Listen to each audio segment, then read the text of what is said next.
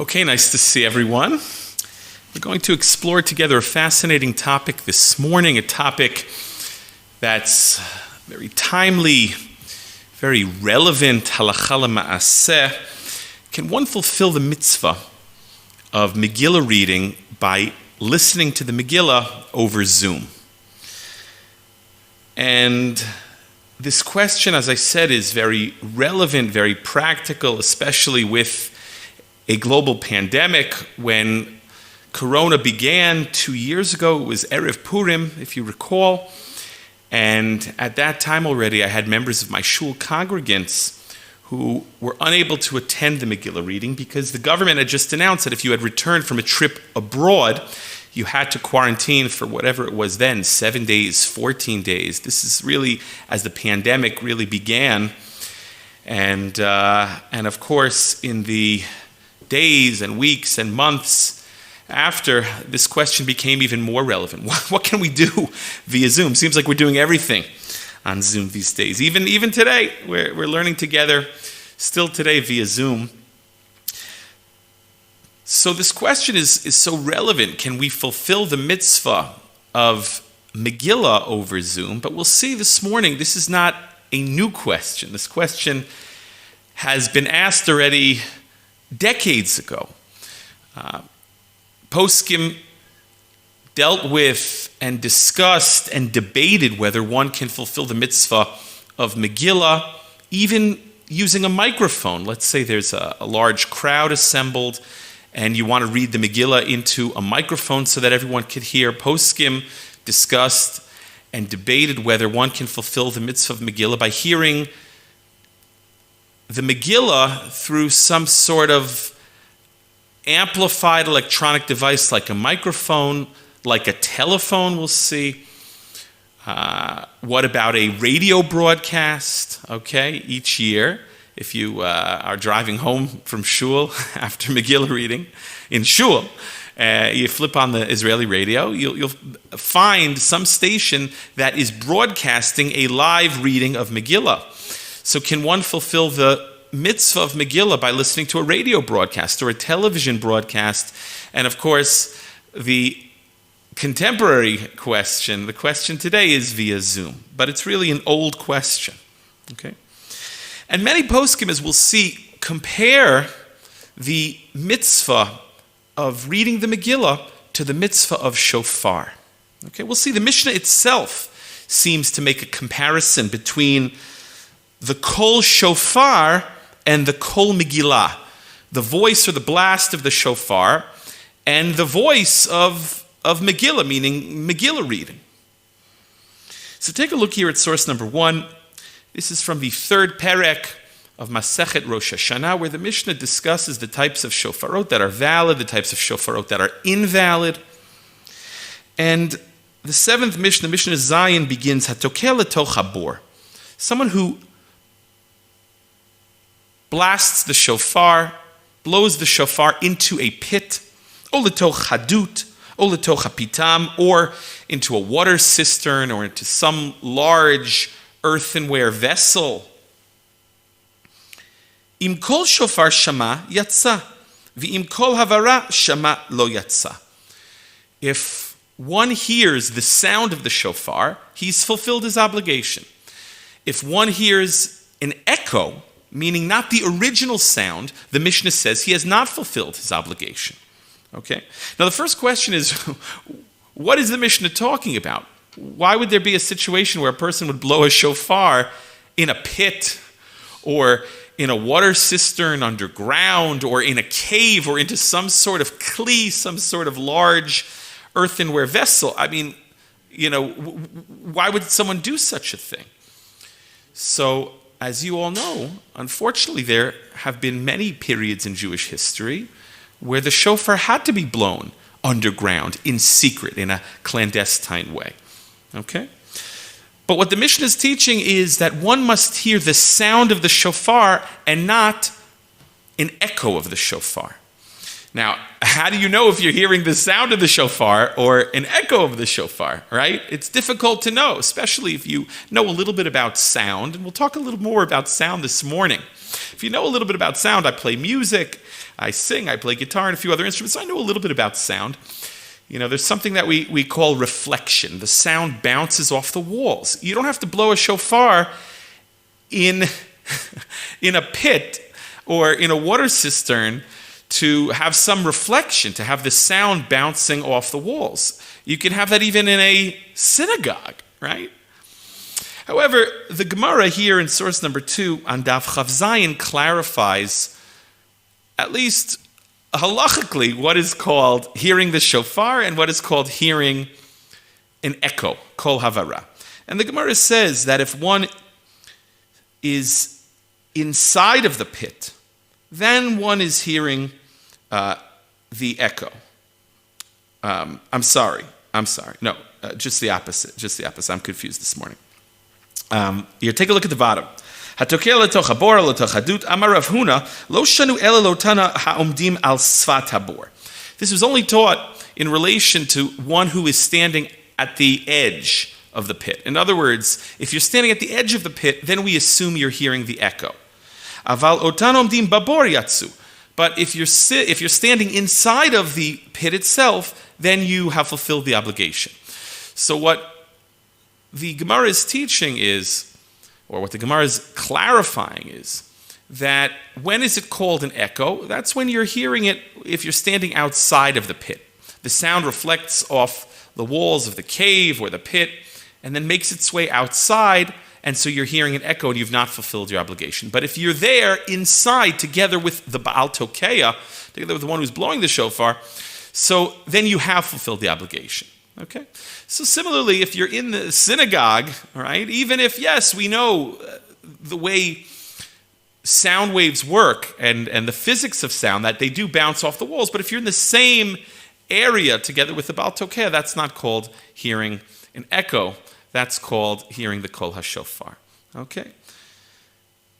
Now the Mishnah continues, V'chein mi she'over achorei beit HaKnesset, o shaya beito samuch lebeit HaKnesset, v'shama Kol Shofar.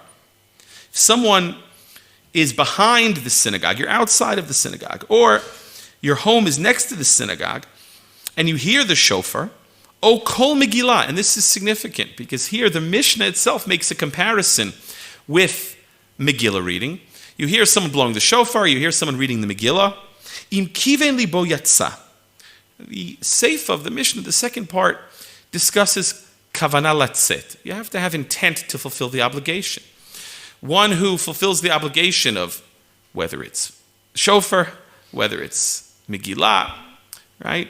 You fulfill the obligation with what's called shomea ke'oneh, the one who's hearing it. It's as if he is fulfilling it, doing it himself.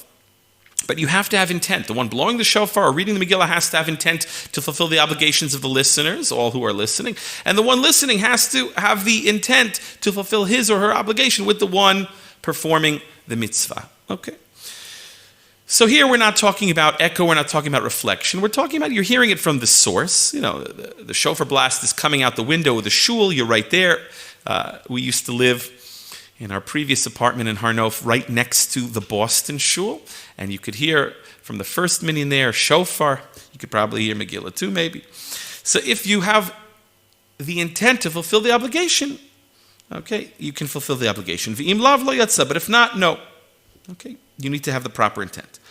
Afal pi shezeh shama v'zeh shama, zeh kiven libo v'zeh lo kiven libo. The Mishnah says even though, in both cases, you may have heard the shofar being blasted, or you may have heard the Megillah being read. But if you did not have the proper intent, okay, you have not fulfilled the obligation. One who has the intent has, one who does not have the proper intent has not fulfilled his obligation. Okay. So you see the Mishnah makes this comparison between the Kol Shofar and the Kol Megillah. And so, you have many poskim when discussing and debating and deciding whether one can fulfill the mitzvah of Megillah by hearing the Megillah through a microphone or over a telephone or via a live radio broadcast. Well, they compared it to the sound of the shofar. And some suggested that maybe when you hear the Megillah being read over a microphone or some sort of electronic device, some sort of Marechet Hagbara, a PA system, or on a telephone which amplifies the voice, etc., maybe that's not called the voice of the Megillah. Maybe that's called an echo. And just like an echo is not valid by Tekiyat Shofar, maybe an echo is not valid by Megillah as well. Okay? And here on Daf Chav Zayin, you have other examples of invalid kolot. When we say that the blast of the shofar is invalid, what if there's a crack in the shofar and someone fixes it, but it changes the sound of the shofar? That also invalidates the shofar. Im nishtane kolo. Okay? Then it's pasul. Or what if the Gemara there discusses someone puts gold on top of the shofar? Well, it depends where, but if a person puts gold on top of the shofar, gilds the shofar, gold or silver to decorate the shofar, but it changes the sound of the shofar, that too is an invalid kol. So we have this whole discussion of shinui bekol, the change of the sound which invalidates the shofar. By the way, these questions here also very relevant over the past 2 years with regards to blowing shofar safely in shul. Before everyone was vaccinated, when a person speaks, okay, they wear a mask, so that prevents transmission of a virus. But if you're blowing the shofar, you can't blow the shofar with a mask on. And in fact, there were all sorts of studies that when people in whether it's symphonies, orchestras, bands were playing brass and woodwind instruments, there's saliva that comes out. There are all sorts of droplets and particulates and things that get into the air, which can be a contagion, can cause the spread of disease. So there were all sorts of discussions. What should we do? Maybe put the Baal Tokeya in a corner, right? So that when he blows the shofar nice and loud, it doesn't spread all these molecules and droplets into the air. But maybe then it's a problem of kol havara. Maybe you're hearing an echo, okay? Or what about putting a mask on top of the shofar? So that too was discussed by some of the poskim. Does that change the sound of the shofar? We did an experiment in my shul. We found if you put even 2 masks over the mouth of the shofar, that it did not change the kol, did not change the sound, change the blast. But in any case, the Gemara discusses how a change to the sound of the shofar invalidates the shofar. So again, poskim want to compare the shofar to Megillah, and we'll see that some will suggest maybe speaking through a microphone or over the telephone or via a live radio broadcast or Zoom, that changes the sound, changes the kol. And just like shofar, it's invalid. Others will suggest that you need to hear the Megillah, of course, from someone who is obligated in the mitzvah. Okay? The other week we spoke about possible differences in the nature of the obligation of men in Megillah versus the nature of a woman's obligation in Megillah. But in any case, you need to hear the Megillah from someone who is obligated in the mitzvah, a bar chiyuva. So some of the poskim suggested that when you hear the Megillah being read over a microphone or through some electronic device, some amplification, through a telephone, through a radio broadcast, a radio signal, that is not called hearing a Megillah from bar chiyuva, from someone who's obligated in the mitzvah. Because once you speak into that electronic device, all right, we'll talk a little bit about the physics of it and how a microphone works. This morning I even brought a microphone. I have a microphone I'm using, but I brought another microphone to show you the inside of a microphone and how it works. But some suggested, or some poskim wanted to say that by speaking into some electronic device, it's going to amplify the sound. Once those sound waves, okay, become some sort of electronic signal, okay, then it's as if you're hearing the Megillah from a robot or from an electronic device, or it's no different than a recording. Okay? It's no different than listening to a recording of the Megillah being read. And everyone would agree that listening to a recording of the Megillah being read does not fulfill one's obligation in Megillah reading. So here, let's take a look at this first Chuva in source number 3. This is from Rav Kook. Now, Rav Kook here doesn't relate directly to the question of can one fulfill the mitzvah of Megillah with a microphone or over a telephone or via radio broadcast. Certainly he's not talking about Zoom. He's not talking about Megillah at all, in fact. He's talking about answering to Kiddusha, answering Baruch Hu, answering Amen. Okay, that's what he's talking about. But we'll see that for Rav Kook, this comparison with Tkiyat Shofar is misplaced. This comparison is not compelling. Take a look where I've underlined in source number 3. Okay. V'shomeh al yedei telephone or radio Kiddusha o Baruch Hu. Let's say someone hears Baruch Hu, Kiddusha, a bracha over the telephone or over the radio, and it's a live broadcast, it's not a recording. Imutar la'anot acharav. Can you answer? הנה אנחנו קיימלן שמאחר שציבור במקומו יש שם 10 במקום אחד אין שום מחיצה מפסיקה בין ישראל לאביהם שבשמיים. Once you have a minion of 10, not even a iron curtain can prevent or can be a barrier between the Jewish people and their Father in heaven. ויכולים לענות אפילו אלה ששומעים מרחוק. And even if you're passing by, they're davening, in the street, okay, and you're walking by, you're not part of the minyan, and you're maybe even at a distance, but you hear Kiddusha, you hear Baruch Hu, you hear a bracha, you can answer, okay.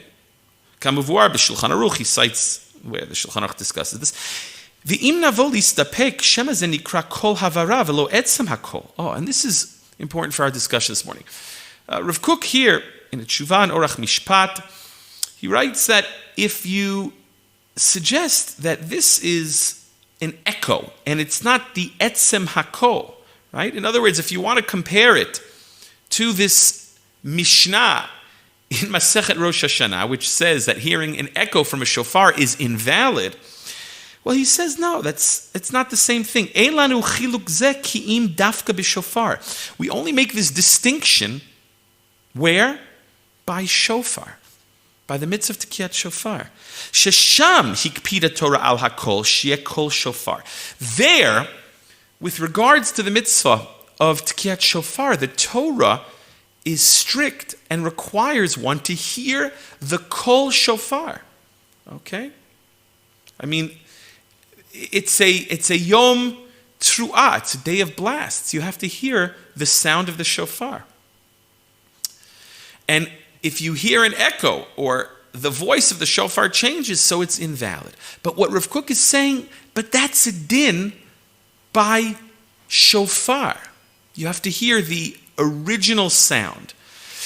So by extension, we can suggest that even though Rav Kook does not directly relate to our question, the question of listening to the Megillah via a microphone or over a telephone or via a live radio broadcast, Rav Kook would say similarly that just as you can't compare listening to a bracha or Kiddush or Baruch Hu over the phone or via live broadcast to the sound of a shofar being blasted in a pit or in a cistern, so too Rav Kook would have to say that by Megillah also it's not a valid comparison.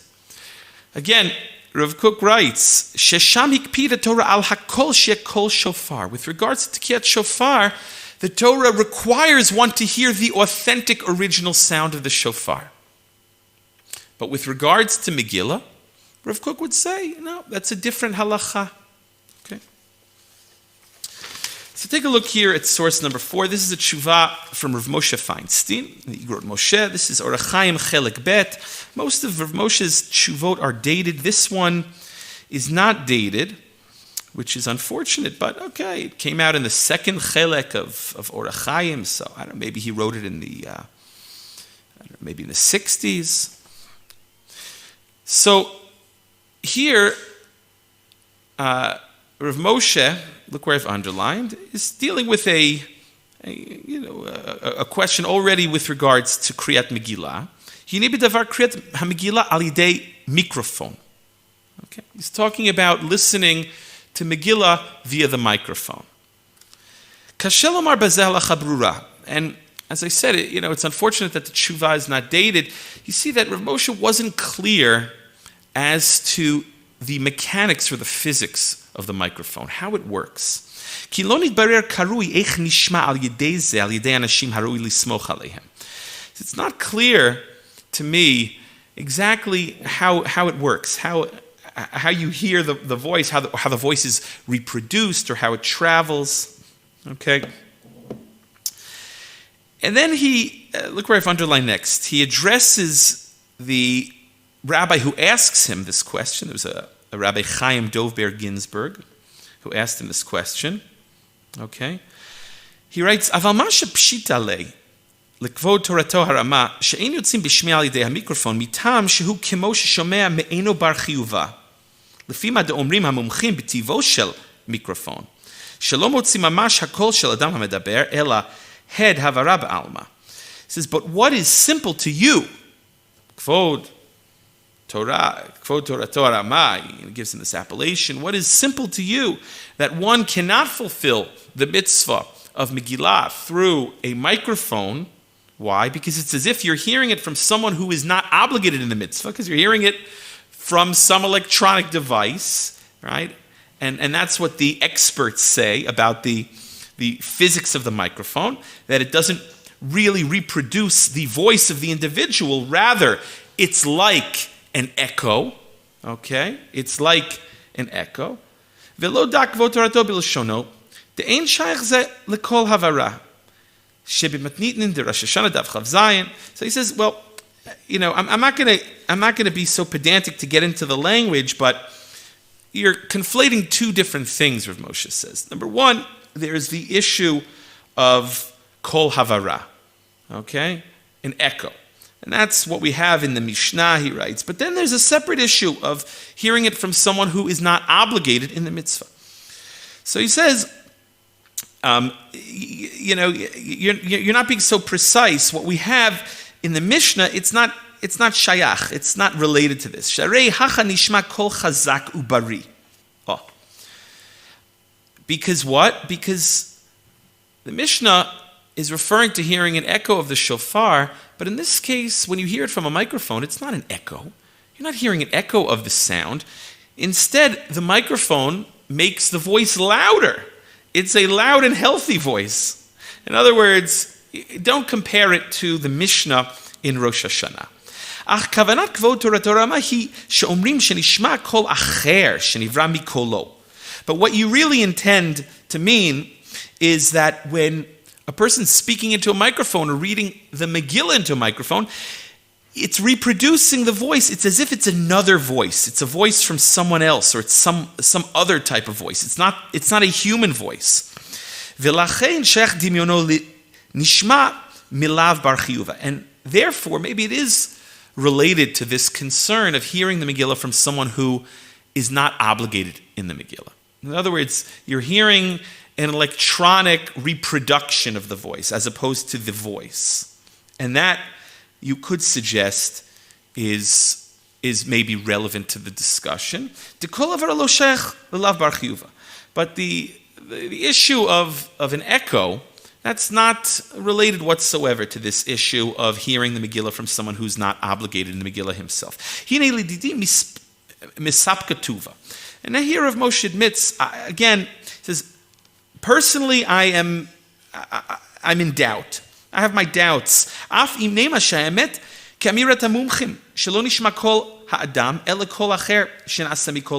my doubts. Even what you report the experts say. Again, he's speaking to the one who inquired, he's speaking to this Rabbi Ginsburg, who asserted that experts say that it's a reproduction of the voice. It's not the same sound, it's not the same voice of the person who is reading the Megillah.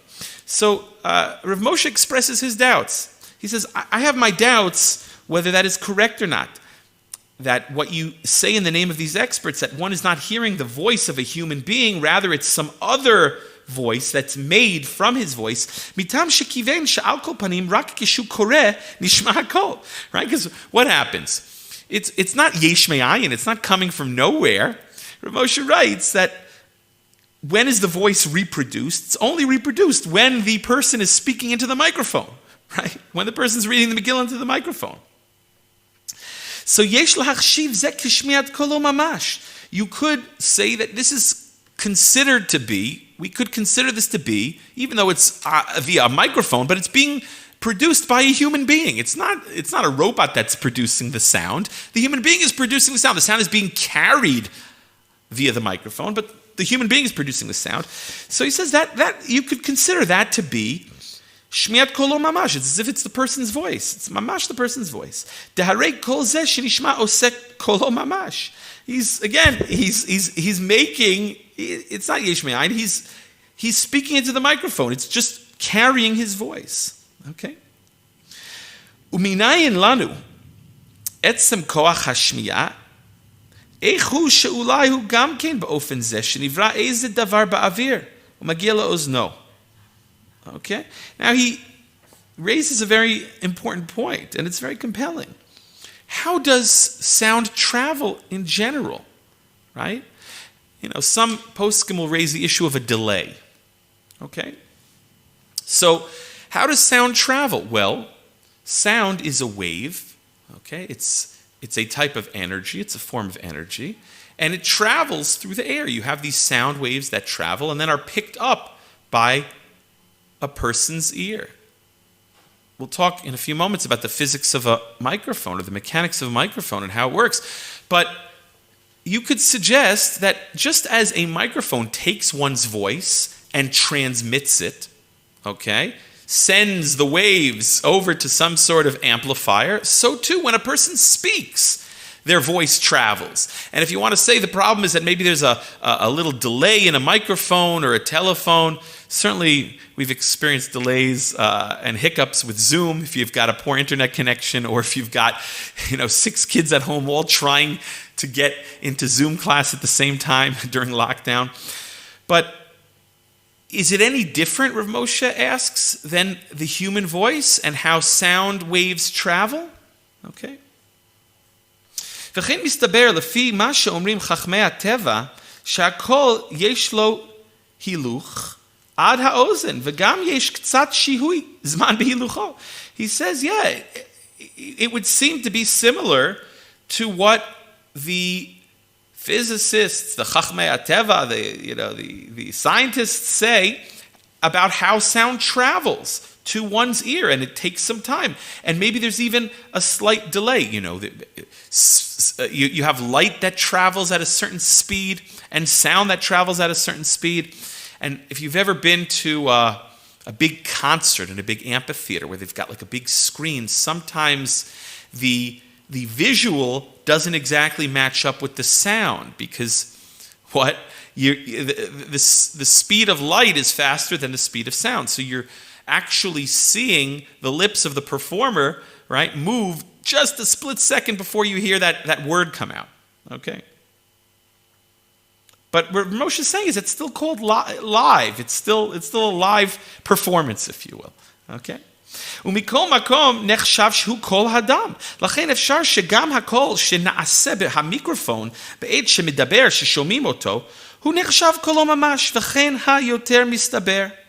Okay, so he says that, again, it would seem that similarly with a microphone, the voice is being amplified, but it's a human voice. It's still a person's voice. Okay? וגם לא ברור הדבר, מה שאומרים שהוא קול אחר. So it's not clear to me what you're saying in the name of these scientists or experts that it's considered a different voice.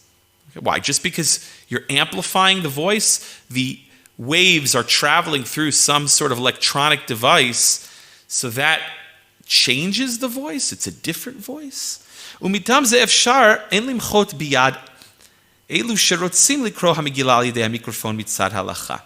So he concludes and writes, therefore, for this reason, we can't protest against those who want to fulfill the mitzvah of Megillah by reading it through a microphone. Okay? However, look how he finishes his Chuva. Skip to what I've underlined next. Okay? He raises the issue of synagogues where they're using microphones on Shabbos and on Yantif. And as you know, in 40s, 50s, 60s, in America, this was a very real question. You had even Orthodox synagogues that introduced microphones into the synagogue. Okay? So he writes, Ach mikol makom kevan shelo barur leheter v'hu inyan chadash. Even though it's not clear, that there's a real heter to read the Megillah through a microphone, and it's a new thing. Bichlal yesh limchot kedei lemonam milerdof acharei chadashot acherot shelotim bazeh b'medinot elu kimo shekotev kvod torato harama.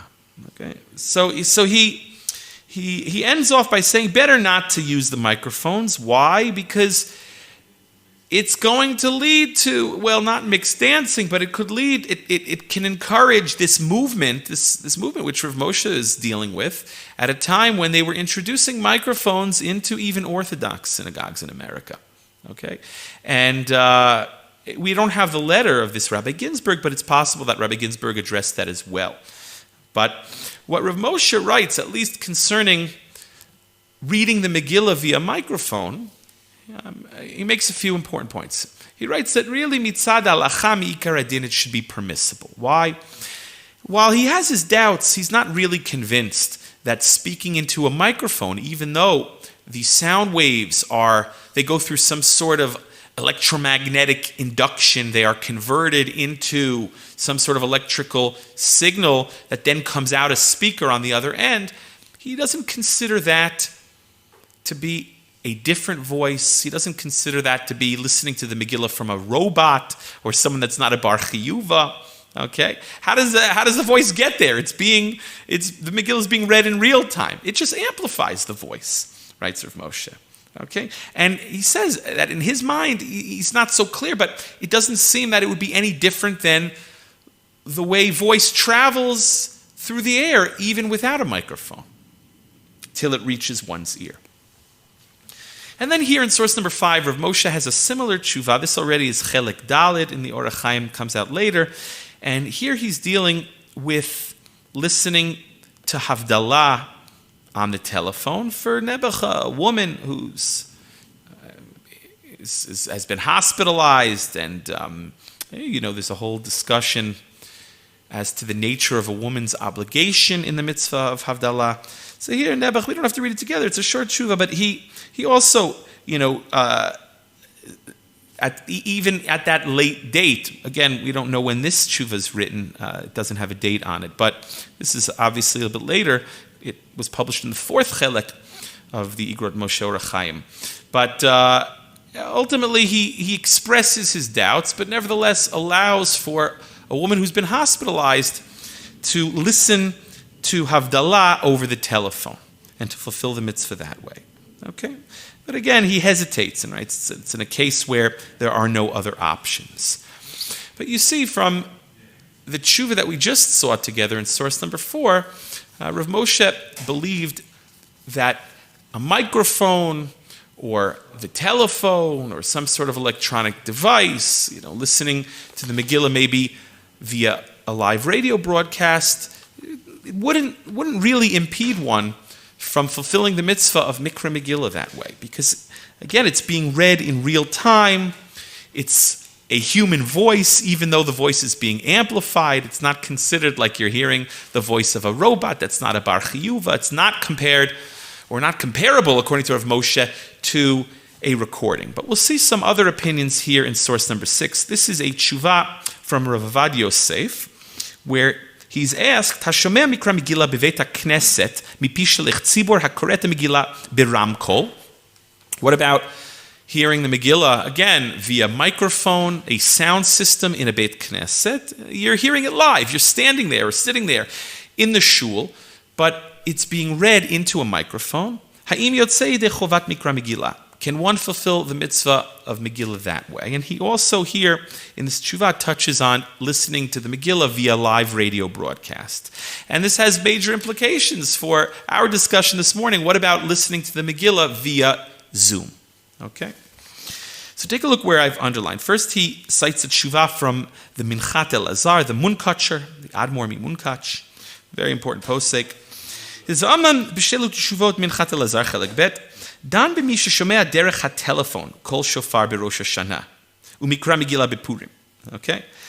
So you could ask, why is a person listening to the shofar on a telephone, right?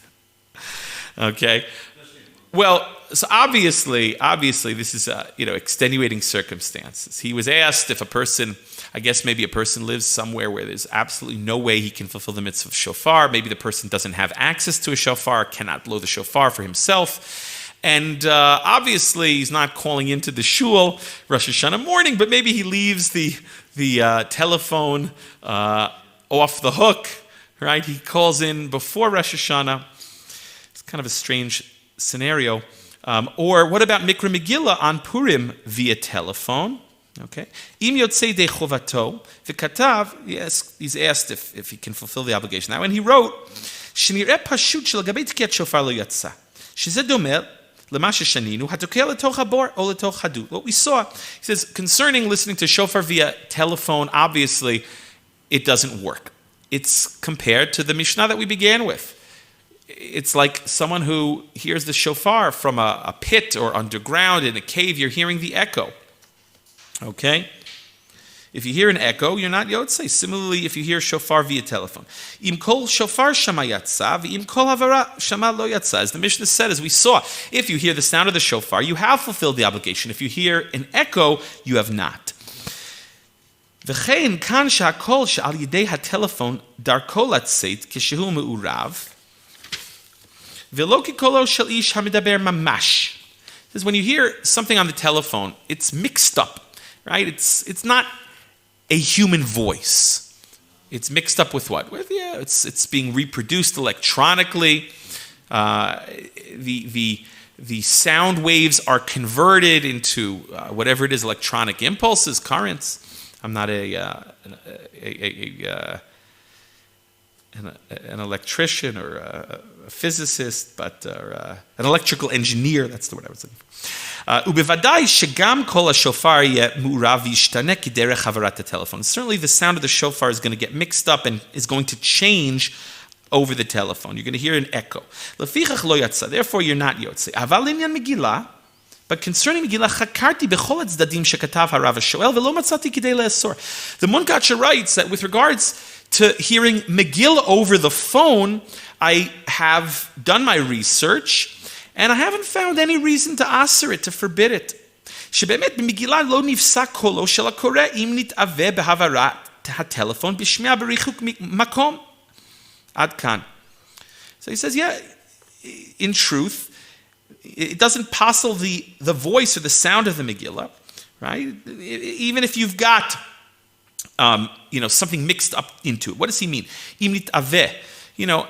When he was writing, the sound over the telephone wasn't as good as it is today, wasn't as clear as it is today. Okay, even I'm not so old, but I remember as a child, sometimes depending on where a person was, maybe they were calling from a payphone or something. Sometimes, you could hear that the voice was distorted.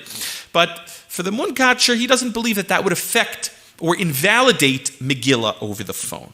Okay, so that's an important tshuva. Okay, so the Munkatcher would say similarly that there's no problem hearing the Megillah via Zoom.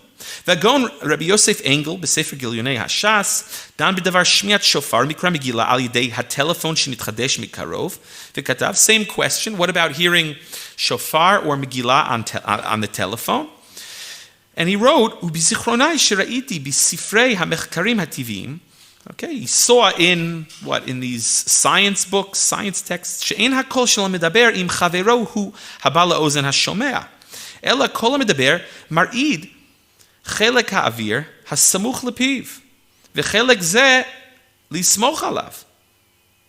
וכן הלאה, כסדר הזה, עד שנרעד חלק האוויר שבאוזן השומע, ולפי זה, כל השמיעה היא רק בגדר גרמה. Okay, so what does he write? He writes that sound in general degrades.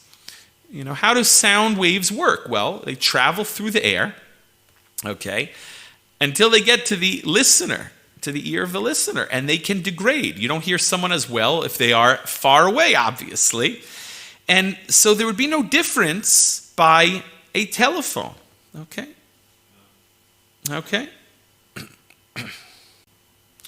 So one second. So ukiyotze beze katav בשאלות תשובות חיי אריה, שאין יוצאים מידי חובת שמיעת קול שופר דרך הטלפון, שכל מצווה שכתבה התורה לעשות בכוונה, עשיית המצווה על ידי שינוי וגירעון ממה שדרך רוב בני אדם לעשותו, פוסלת אותה. However, he quotes another Chuva, which says, at least with regards to kol shofar by a telephone, you need to have kavana. Okay? And that's not called kavana. And some compare it similarly to, again, as we saw, Ravmosha addressed this issue. This was the concern of the one asking the question to Ravmosha, that maybe you're not hearing the Megillah from a human being if it's being amplified, if the sound wave is being converted. So maybe you're not hearing it from a bar chiyuva. Here, the Chaye Aryeh raises the issue of kavana. Right? Can a microphone have kavana? It's not unlike the discussion that you had beginning in the 19th century when they began with the Industrial Revolution to automate the matzah baking process. And there's a whole major controversy, first in Europe and then here in Yerushalayim, with regards to machine matzah. Okay, matzah has to be baked for the sake of the mitzvah. Is it enough that the one pushing the button or operating the machine has the requisite kavanah? Or no, does it have to be, baked by hand, by the sweat of your brow, for the sake of the mitzvah? Okay. If we require, as we saw in the Mishnah that we began with, that both the one reading the Megillah and the one listening have to have kavanah, well, can a microphone have kavanah, right? Is there some sort of deterioration in kavanah? Or do you say no? Mapito. The one who's reading the Megillah into the microphone has kavanah, and that's sufficient. Okay? Now here, Rav Ovadia writes the following. He's analyzing these sources. ובאמת שלפי דברי מומחים, הבקיאים בטכניקה של החשמל, הכל הנשמע למאזינים דרך הטלפון או הרמקול, says, as far as what the experts and the electrical engineers have to say, the voice that's heard to the ones listening, whether it's through a telephone, whether it's through a ramkol, a microphone, a speaker system, a sound system, eino kolo shel hamedaber atzmo. It's not the voice of the one who is speaking. Ela hu kol acher haba al yidei zerem chashmali beemtzut membrana. Rather, it's another sound. It's a different sound that's coming through some sort of electrical signal through the means of a membrane. We'll talk about what that means in a moment.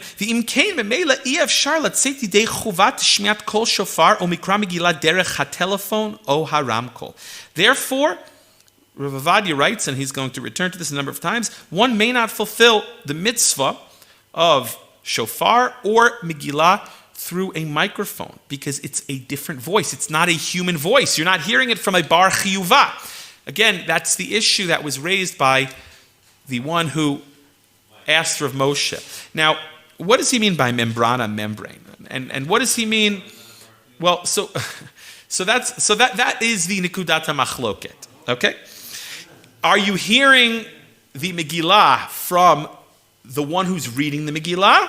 And the sound, just like even the unaided voice, the sound travels to your ears.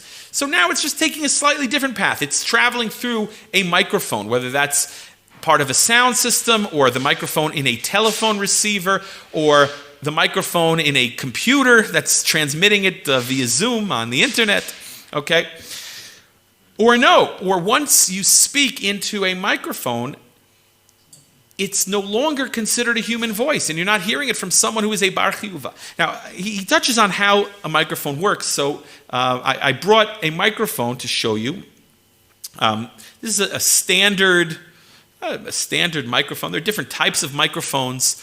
There are condenser microphones and cardioid and different signal patterns and ribbon microphones and microphones for live performance and for recording and for voice and for different instruments, but they all basically work in the same way. Okay, if you unscrew the windscreen here, you see there is a diaphragm. Okay, there are large diaphragm microphones, small diaphragm microphones.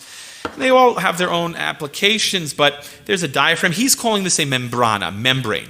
But the membrane or the diaphragm picks up the vibrations of the sound when you're speaking into the microphone or singing into the microphone. Okay? And inside there is a magnet and a coil, and it causes the magnet and the coil to vibrate and jump, and something which I don't understand, I don't pretend to understand, something called electromagnetic induction takes place, okay, whereby the sound waves are transformed into some sort of electric impulse, some sort of current that can then go through the wires and cables and come out a speaker which also has on the other end a membrana in the lashon of Rav Ovadia, or a diaphragm which produces the sound. Okay, so it just takes a different path. But for Rav Ovadia and some other poskim, that's not called a human voice. Once it goes into the microphone and goes through electromagnetic induction, it's no longer a human voice, and you're not hearing it from a bar chiyuva. Okay? Take a look where I've underlined next. V'chein heveiti mikvar b'sifri Yabia Omer Chelek Aleph b'shem Yidi Agon Rabbi Shlomo Zalman Auerbach. Oh, so he now cites Rav Shlomo Zalman. Shepasak shebemet ein yotzi midei chovat mikra Megillah derech haramkol.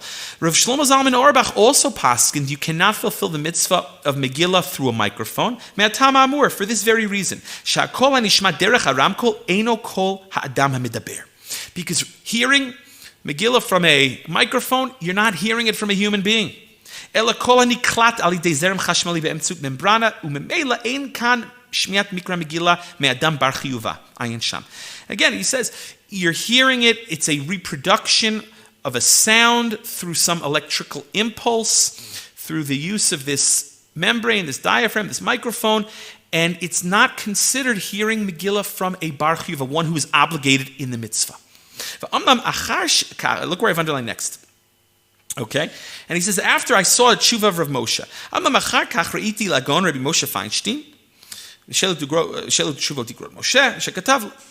Lashiv Lagon Rab Chaim Ginsburg, we saw that Chuva together. I'm just going to skip for the sake of time to where I've underlined next, about the fourth line, middle of the line where I've underlined next. He quotes this Chuva of Ravmosha that we saw, where Ravmosha goes back and forth and leans towards being matir, listening to the Megillah over the telephone. Okay? This was, or via microphone, rather. It was via microphone. The Chuva in source number 5 was listening to Havdalah via the telephone. It's really the same svara. Okay? So Rav Ovadia writes, "Kanira shelo huzbar lo hadavar karaui." Okay, remember, Rav Moshe in both of those tshuvot expresses his hesitancy as he doesn't really understand the mechanics of a microphone, how it works, the physics of the electromagnetic induction, the processes. And Rav Ovadia assumes that it was not explained properly to Rav Moshe. It was not explained to him. The voice is being produced through this membrane, this diaphragm of the microphone. Okay,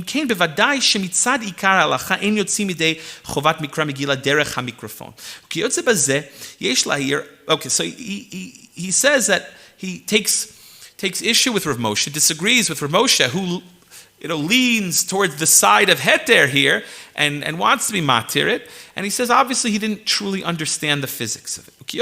Similarly, yesh lahayir al divrei hagon Rav Tzvi Pesach Frank b'sefer Mikrei Kodesh shegam can't see date sheyotzi midei chovat mikra Megillah derech Ramkol. Rav Tzvi Pesach Frank, also major posek, the Rav of Yerushalayim, sat on the Beis Din of Cook, wrote many important svarim, many important piskei halacha, many important chuvot. There was a major dayan here in Yerushalayim for many years. So Rav Tzvi Pesach Frank also allows hearing the Megillah over an amplification device, a ramkol, a sound system. Shekol hakolot ksherim, and he brings a different reason.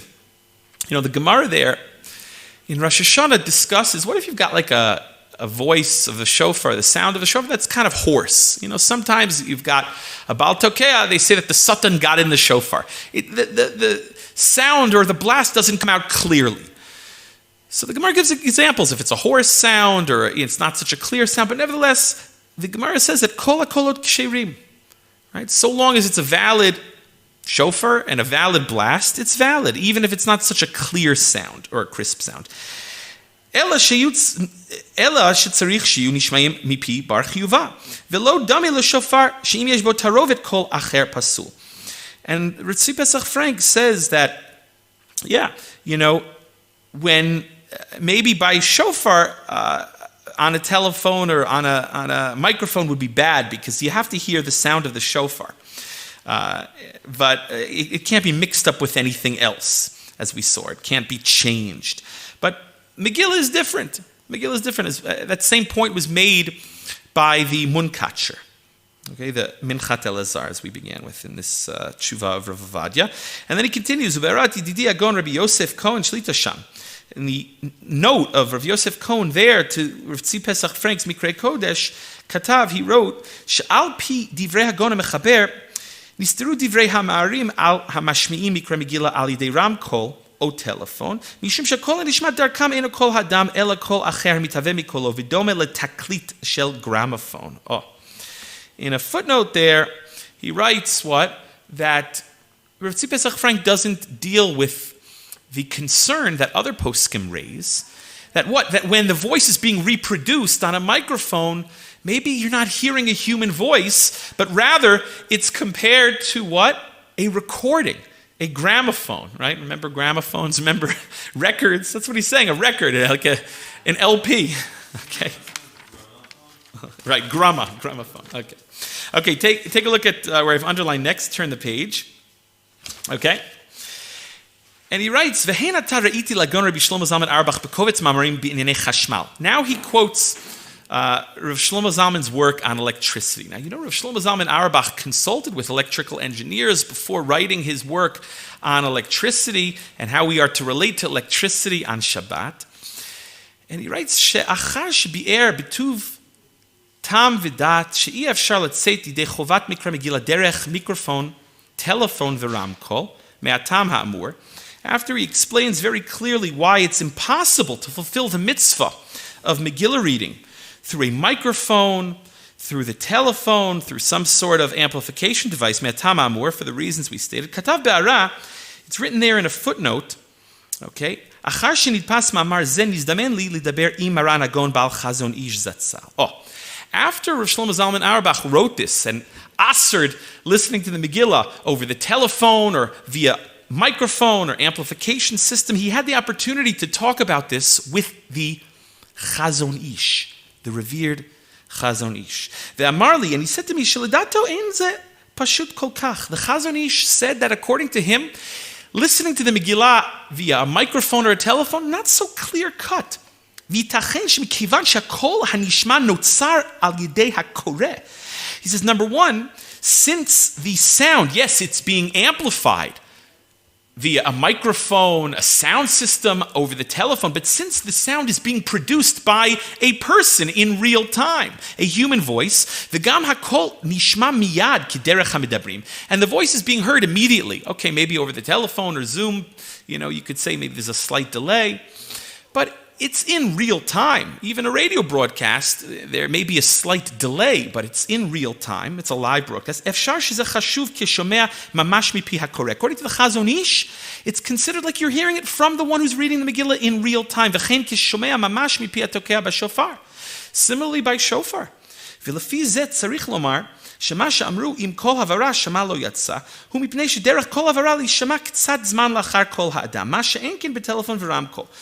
Again, when we said that hearing the echo of a shofar is invalid, that's because there's a delay. But if you're hearing the sound of a shofar or Megillah being read in real time, okay, there is no delay, even though the voice is traveling via a microphone or a telephone or via radio waves. אולם לדעתי הוא חידוש גדול מאוד, ואיננו מבין אותו עד כאן. ונראים דבריו להחמיר. So, Rav Shlomo Zalman Auerbach, after consulting with the revered Chazon Ish, he said, well, this is a big chiddush. The Chazon Ish seems to allow this. He suggests that since it's being read in real time, it's not a problem. It's like the voice of a human being. You're hearing it from a Bar Chiyuva. But Rav Shlomo Zalman admitted here that he doesn't really understand it. In this footnote, he says, I don't really understand it.